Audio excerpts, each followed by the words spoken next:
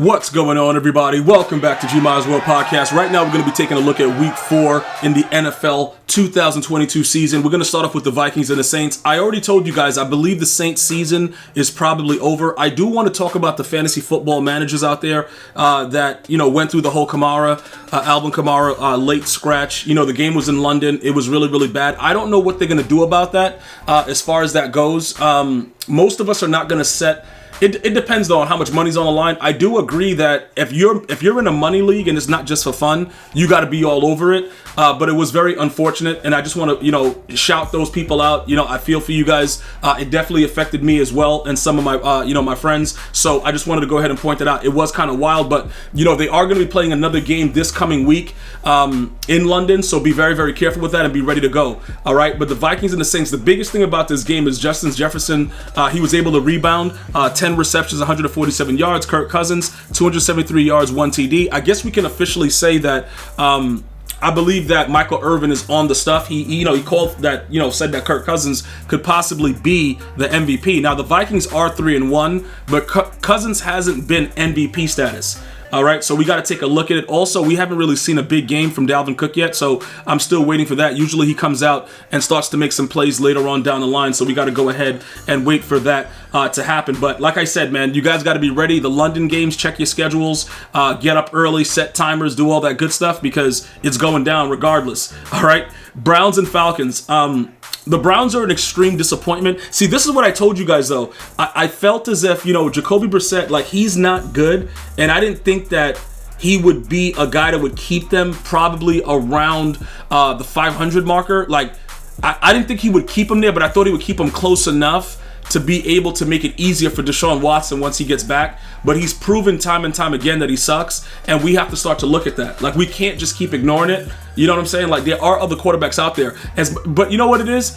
I probably would not sign Cam. As much as everybody's yelling Cam, I would sign Kaepernick before I sign Cam Newton, just because I've seen him throw the football, and he's very, very, he's injured. His body, the specimen, he looks good, but football-wise, he's not there, in my opinion. But there are other players, but, the league is the league, and they're not going to go ahead and do certain things, even though they probably should. So it is what it is. The Falcons somehow was able to win this game.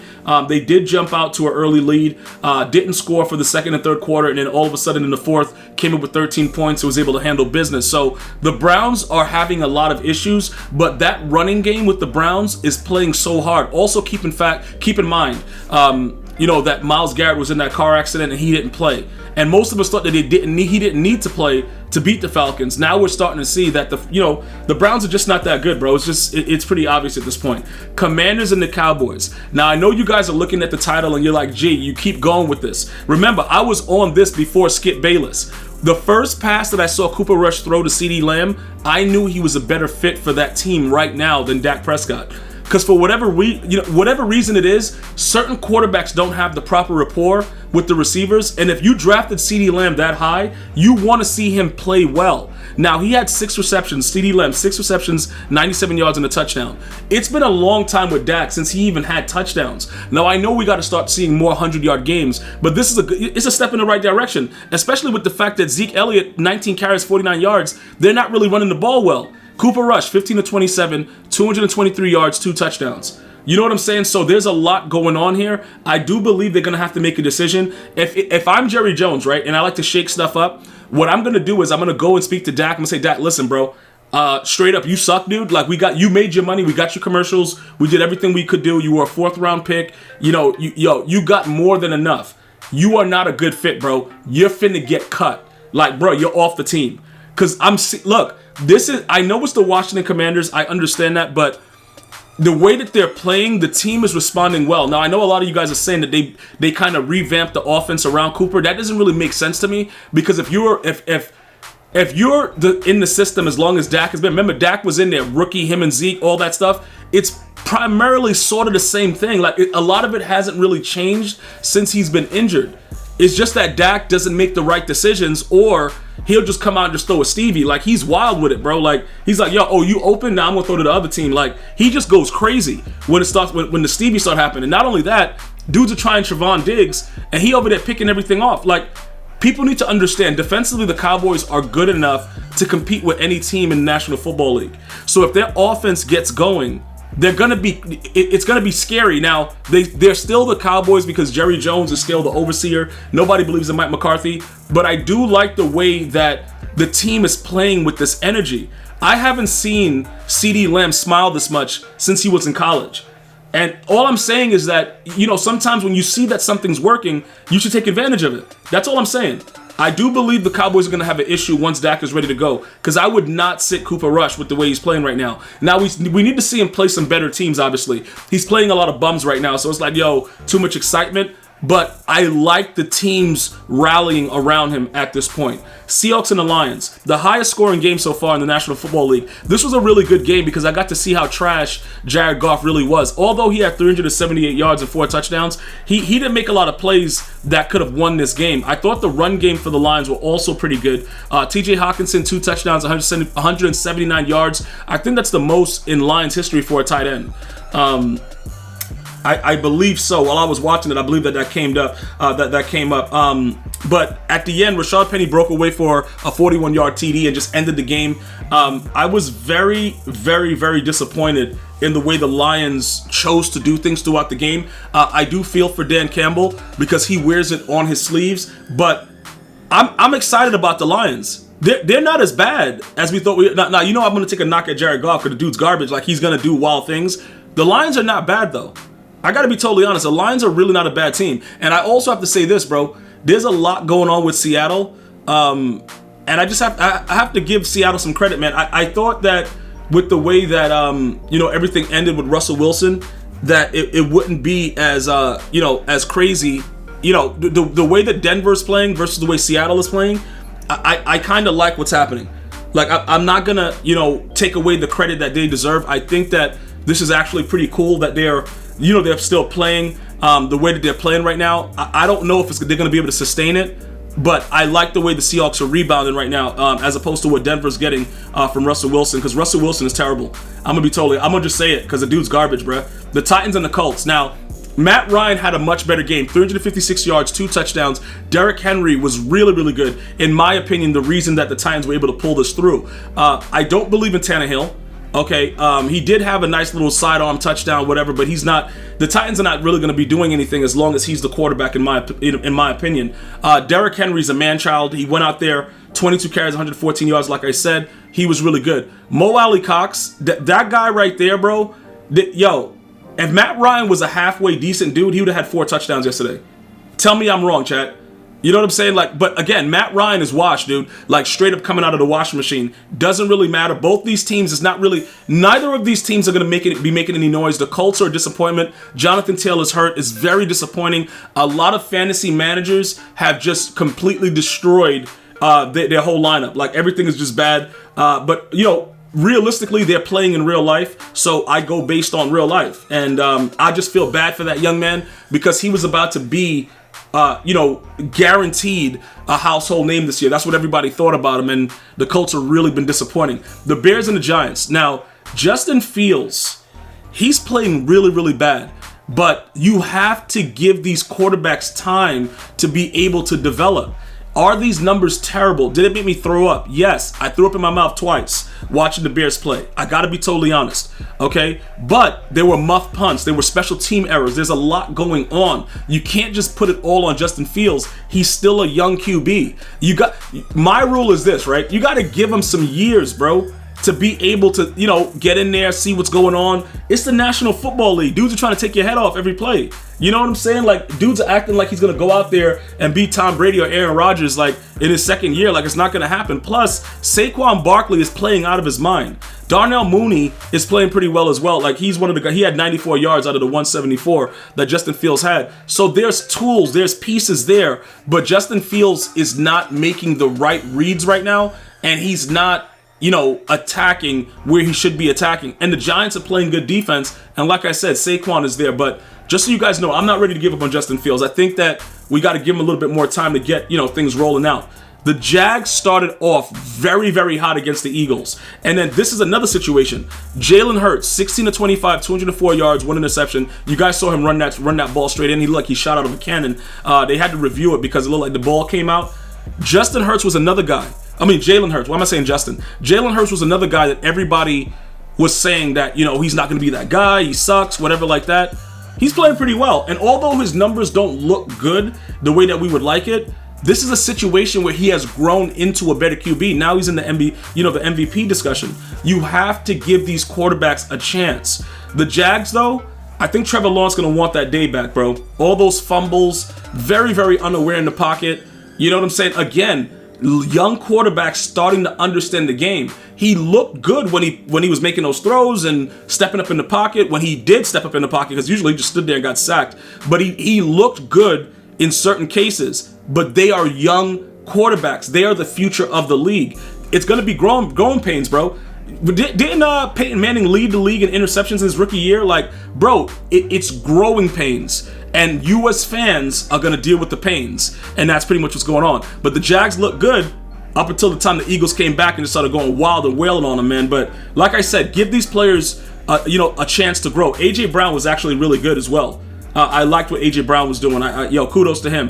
The Jets beating the Steelers, I was very disgusted. I'm going to be totally honest with you. I was very disgusted about it. Zach Wilson looked like he was trying to go do somebody's mom's, like literally.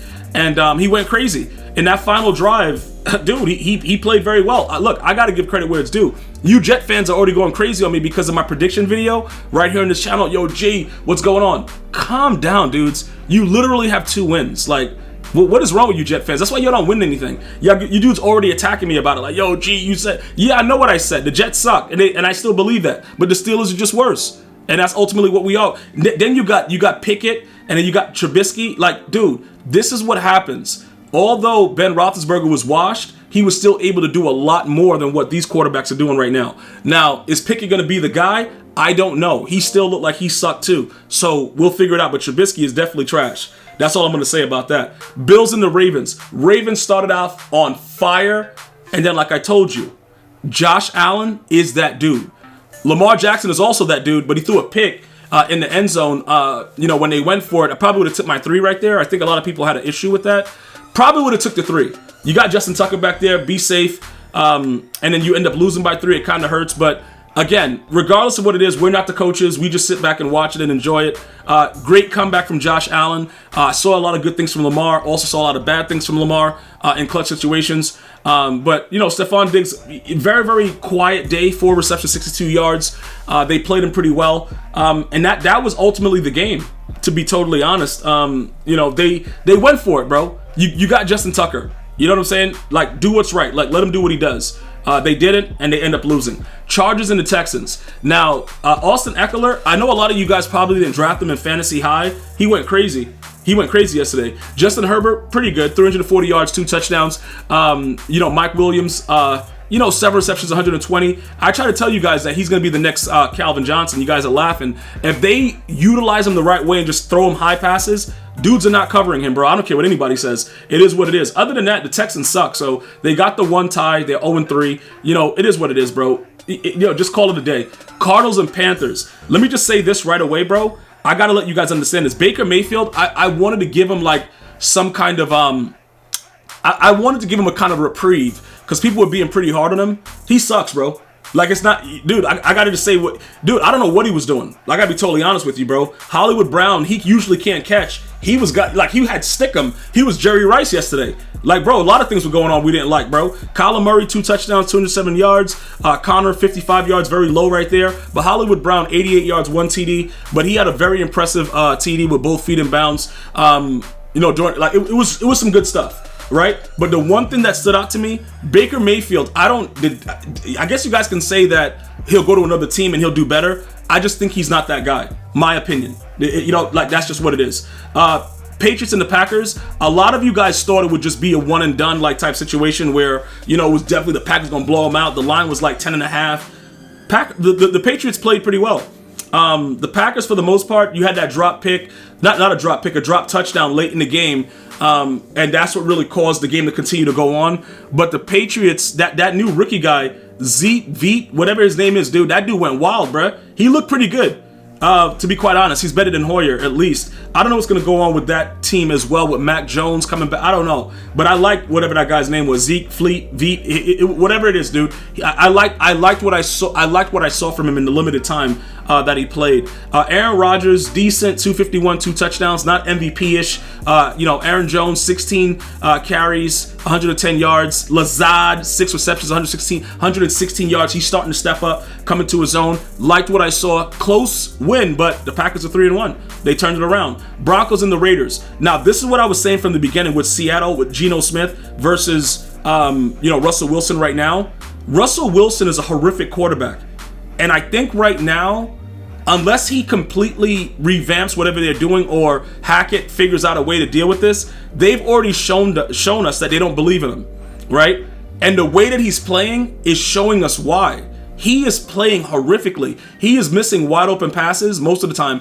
He did make a couple passes that was just drops, but he has not been what we thought he was. He may be washed, chat. He could be washed right now. We got to wait to see what's going on. They gave him that extension, and he's just playing really horrifically. The Raiders, though, like I said, they were destined to get a win. The Broncos couldn't stop the run. Josh Jacobs, 144 yards, 2 touchdowns. Devontae Adams, 9 receptions, 101 yards. He could have had a lot more, though, but the way that Derek Carr is set up, he ain't trying to throw to open receivers. So that's what it is. But I think the biggest thing about this is how disappointing Russell Wilson has been, in addition to the Raiders just being trash. But, I got to be totally honest. Like, I'm really disappointed in Russell Wilson. Let me know what you guys thinking about that. He's playing horrifically bad, bro.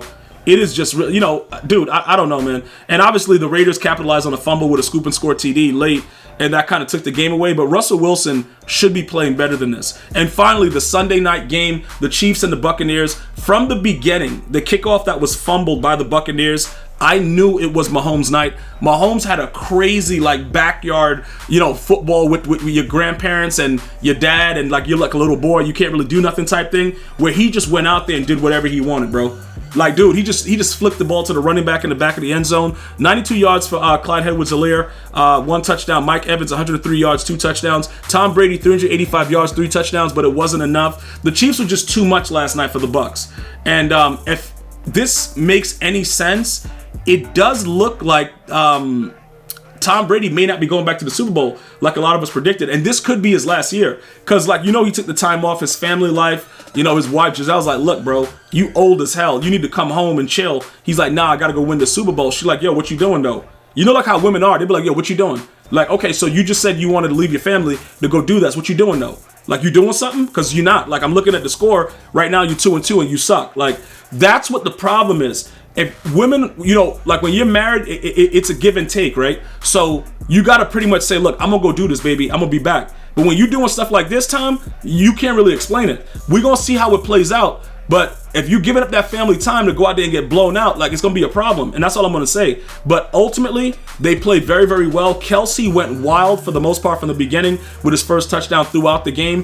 He said it was like a revenge game against Levante David. He didn't like what happened in the Super Bowl, so that was good to see that. But ultimately, the Bucs do not look like the Buccaneers that we've known since Tom Brady's been there. Chiefs otherwise looking pretty good. So we got to wait to see how that unfolds. But now it's starting to get really exciting. Week 4 is about to end today on Monday. I can't wait to see it, and I can't wait to see you guys again when you get the next recap. I want to thank you guys and girls for watching. Hopefully you enjoyed the recap. If you did, follow me on social media at GMyersWorld on Instagram, Facebook, and Twitch, and enjoy your day. Until next time, one love, y'all.